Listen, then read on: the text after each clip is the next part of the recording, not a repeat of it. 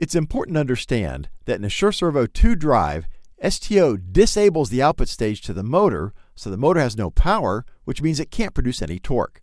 It's the fastest and safest way to remove power from the motor. For example, if you turn off power to the drive in an attempt to power down the motor, which you should never do by the way, the drive will continue to try and execute whatever command it's running until the power is completely gone. That takes time, and it can cause all kinds of havoc inside the drive and unpredictable motor behavior. So, if you need to disable the motor as fast and safe as possible, then STO is the option you want because it will immediately shut down the power to the motor completely independent of anything that's going on inside the drive. And it won't harm the drive or send the motor off doing weird things. Hence the name, Safe Torque Off. But there is a downside. Once STO is activated, the drive no longer has control over the motor and the motor is left to free spin down.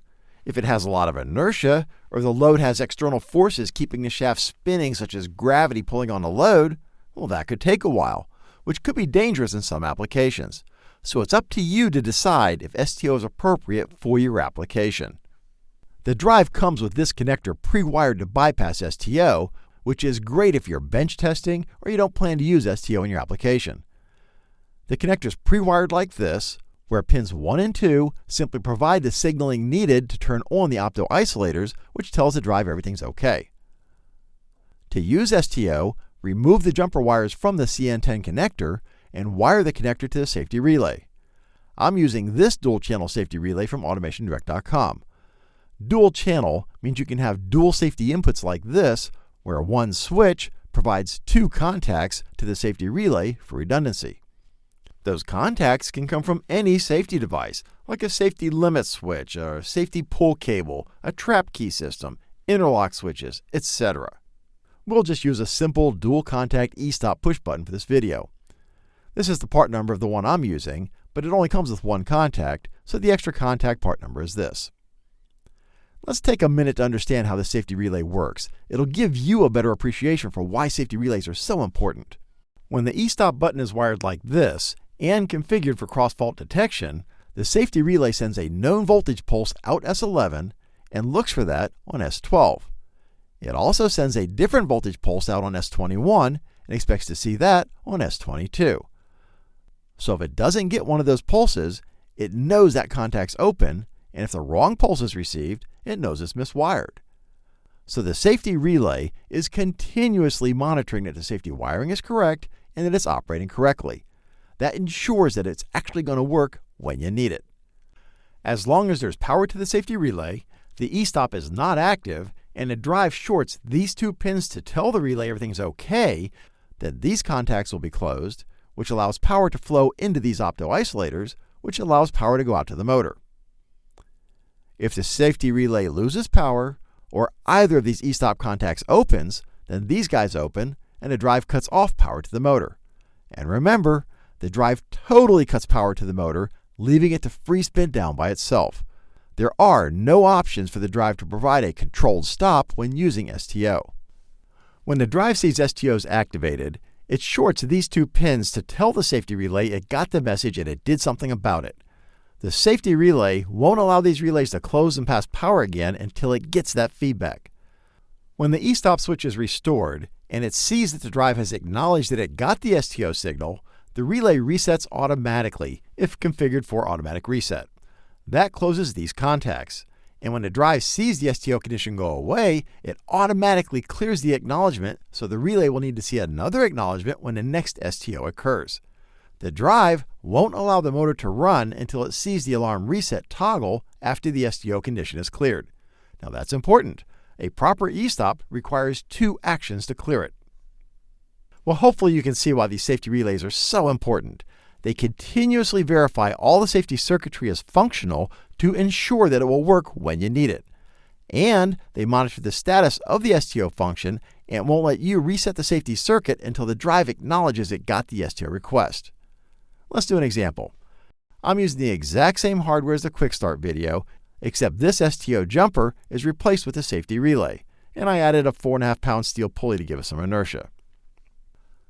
This is my STO ESTOP button that will trigger the safety relay. And this is the normally open alarm reset button, which defaults to digital input 5. The top LED tells us the relay has power. The bottom two are lit, which tells us both of these are closed and passing power. So if either of these LEDs are off, something's wrong. I factory reset the drive so you know exactly where I'm starting from. Switch to speed mode and power cycle the drive. Please, don't forget to power cycle the drive after a mode change. If things don't work, it's usually because you forgot to do this. I know because I do it all the time and it drives me nuts trying to figure out why I can't get the motor to spin. We need to set up the safety relay to match all of this. There are two switches inside the cover, which has a little setup guide printed on the inside. Switch 1 tells the relay we've wired it to detect cross faults. Switch 2 configures how the relay will restart when the ESTOP button is released. We're using the up position to tell the relay to automatically restart when it sees the ESTOP is released and the drive is shorted to 2 pins. Let me put that cover back, and I'll enable the motor and increase the speed. If we hit the STO ESTOP, sure enough, we see the relay's LEDs turn off, the STO alarm appears in the display, and the motor's just left to free spin its inertia down on its own. Again, once STO is activated, the drive no longer has control of the motor. Remember, when the drive saw the STO condition, it automatically reported that back to the relay by shorting these pins. So when I release the ESTOP, the relay automatically resets itself because we configured it to automatically look for those shorted pins. And that releases the STO condition. The drive sees that the STO condition has been released, so it automatically releases the feedback so the relay is ready for another cycle. I then hit the drive's alarm reset button to tell the drive it's okay to apply power to the motor. Perfect. And again, STO kills the power to the motor quickly and safely, completely independent of anything else that's going on inside the drive, so it works no matter what mode the drive is in. Well, that's it. And while I did a lot of explaining in this video, all we really did to get STO working was wire up a safety relay and set the 2 switches on the safety relay, telling it how we wired it up. Not bad at all. Hopefully, now you have a better understanding of how STO works and why you'd want to use it. It's not for every application, but when you do need it, how cool is it that the SureServo2 Drive has it built in, makes it super easy to use, and has that configurable feedback signal so you can use it with just about any safety relay or any safety application. You just add a safety relay. No need for external contactors or other devices. That saves you time, space in your cabinet, and money. Click here to learn more about the SureServo2 system. Click here to subscribe to our YouTube channel so you'll be notified when we publish new videos, and click here to learn about Automation Direct's free award-winning support options.